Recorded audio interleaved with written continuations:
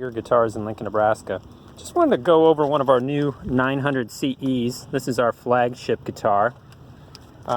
Just wanted to go over a few little details on it. A lot of our customers are wanting to see our guitars a little closer up. I hadn't made a video in a while on the 900 CE, so I thought I'd kind of get up closer with it so you guys could have a look and just get a good close look at our craftsmanship and what we put into these guitars. This one's got the curly maple binding on it. Not too many companies are doing this just due to the expense. You'll see it maybe on Taylor 9s, which is about a $9,000 guitar. Maybe they're a little more by now, I don't know. We do things a little bit different with our fretboards. We use a Bolivian rosewood on our fretboards. I know there's a lot of companies using ebony, but to the dedicated ear, Bolivian rosewood puts off a little bit warmer sound than ebony does, which tends to be a little tinnier. You notice we got the Z here put in. And we have far fewer issues of frets popping, that sort of thing long term. You know, we get these guitars back in for servicing 20, 25 years old, and we've noticed a lot fewer issues this way with the Bolivian rosewood. We use only bone nuts, cow bone nuts.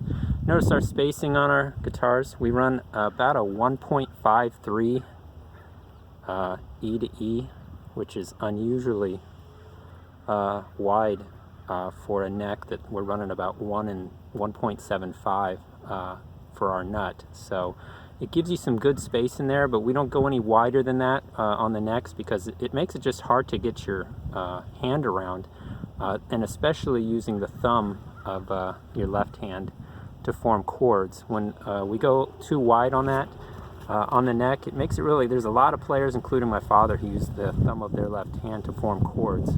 So going any wider than the 1.75, we run into issues that way.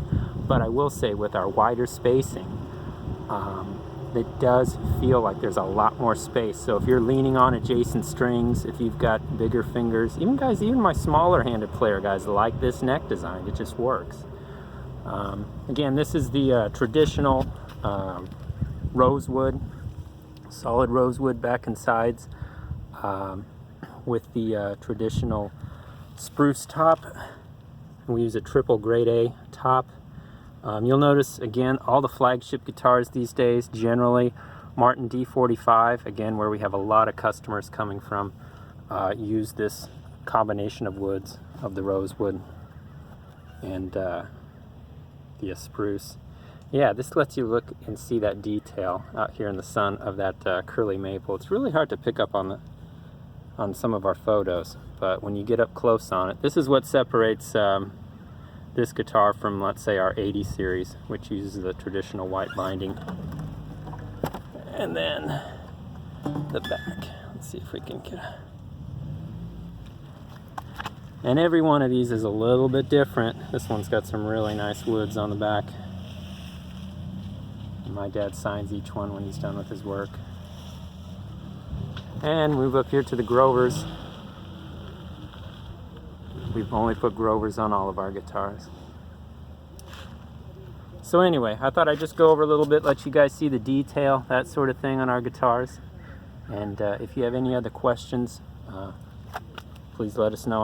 I'm on email about 7 days a week, so shoot me your questions. I'll get answers, usually in under half an hour, sometimes quicker. All right, take care, folks.